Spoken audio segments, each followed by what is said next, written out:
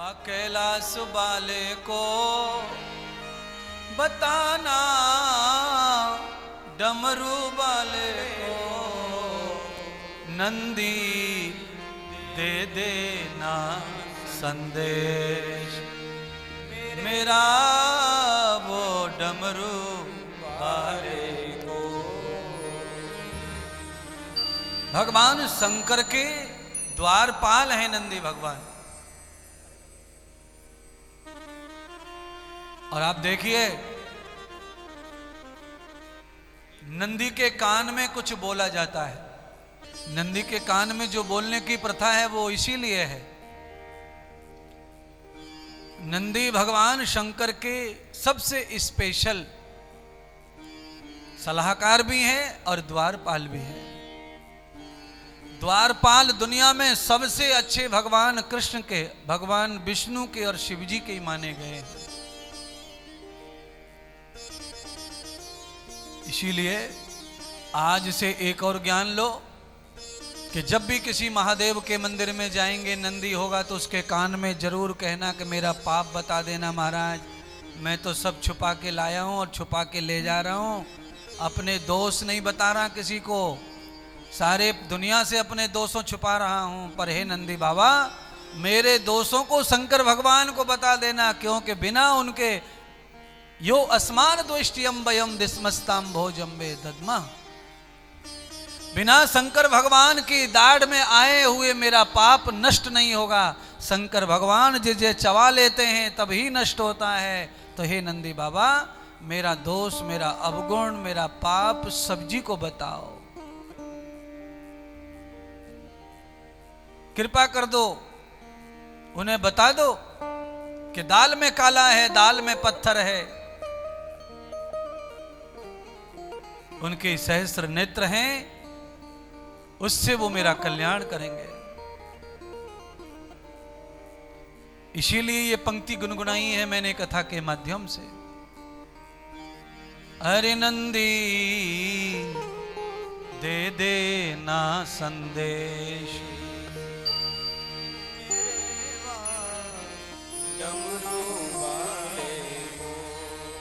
डमरू वाले को, डमरू वाले को, हरे नंदी देना संदेश, मेरे डमरू वाले को तीसरा संदेश मेरा देना।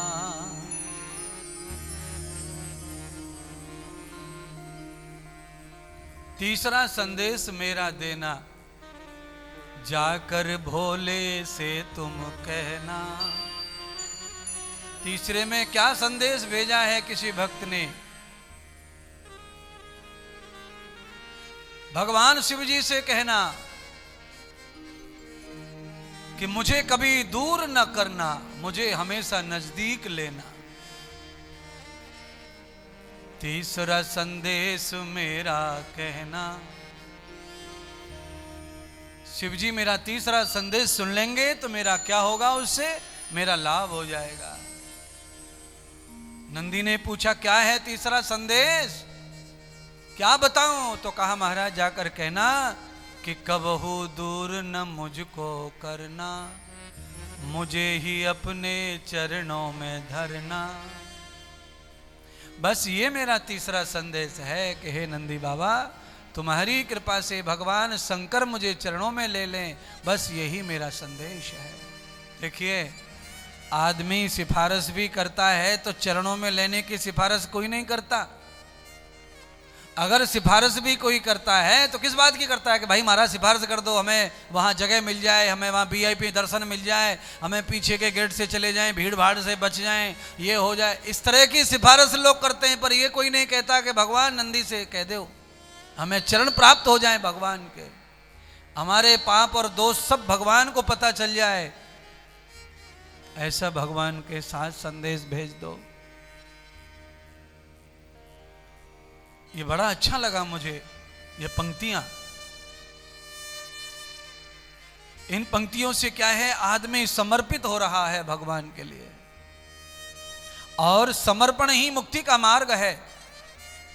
मुक्ति में अगर कुछ भी अंश तुम्हारा इधर उधर माया में रह गया तो मुक्ति में बाधक बन जाता है। और भैया काशी तो मुक्ति का धाम है, तो यहां पर तो वैराग्य की कथा और मुक्ति की कथा ही हम तो सुनाएंगे।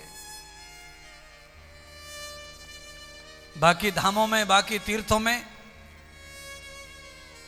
संसार भोगने की भी कथा सुनाई जा सकती है, वहां अधिकार है। पर यहां तो संसार को वैराग्य की ये धाम है, चाहे यहां के लोग बैरागी हो न हो,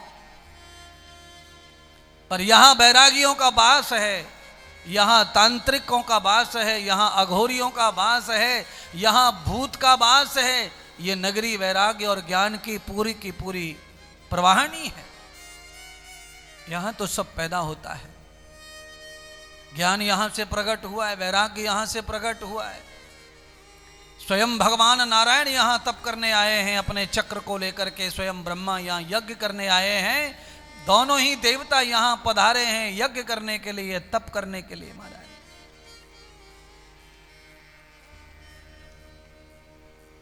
आज ऐसे महान पावन भगवान भोलेनाथ कैलाशपति विश्वनाथ की कथा सुनने का पावन अवसर हमें प्राप्त हो रहा है। भगवान सूत जी ने समस्त ऋषि मुनियों को अपना आसन दे दिया और शिष्य मान लिया। देखिए, आप कोई होंगे, कहीं से आए होंगे, आप आगे कथा में बैठ गए होंगे, हम कथा सुना रहे होंगे। अगर इस भाव से कथा सुनाऊंगा तो आपको कोई फल प्राप्त नहीं होगा इस कथा का। आपके कल्याण के लिए मेरे हृदय के अंदर यह भाव होना चाहिए कि आप भगवान के भेजे हुए ही श्रोता हैं, तो मुझे भगवान की आज्ञा का पालन करना चाहिए।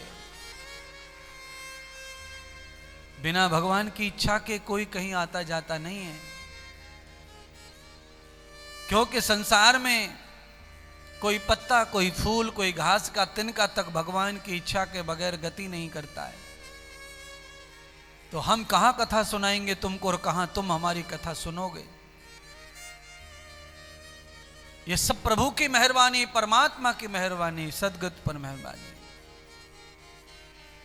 गुरु में विष्णु का रूप देखा गया है, गुरु में साक्षात ब्रह्म का रूप देखा गया है, गुरु में महादेव शंकर विश्वनाथ का रूप देखा गया है। इसीलिए काशी में भगवान विश्वनाथ दिन भर गुरु बनकर घूमते हैं और रात में वो ब्रह्म बनकर कल्याण करते हैं।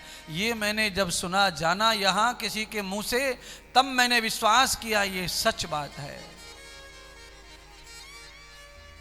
यहां प्रायश्चित भूमि का वास है, तो उसका लाभ होना चाहिए।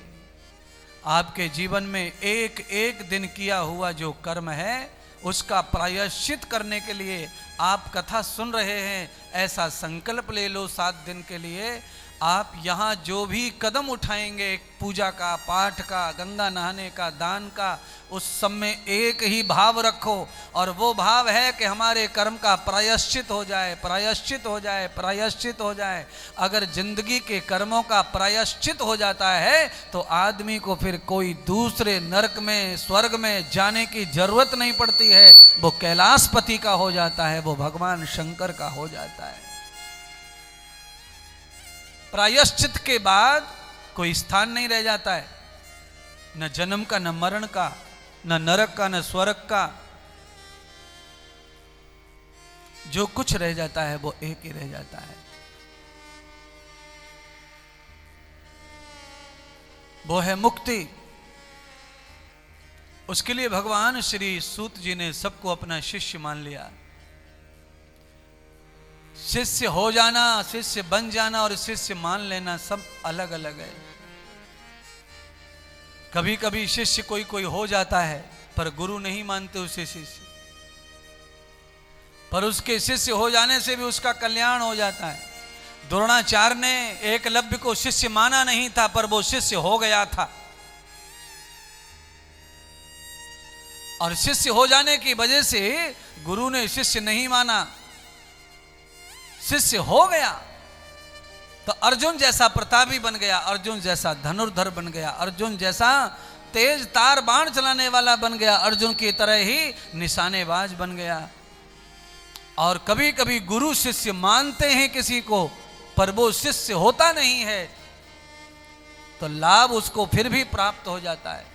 क्यों? क्योंकि गुरु ने उसे शिष्य मान लिया।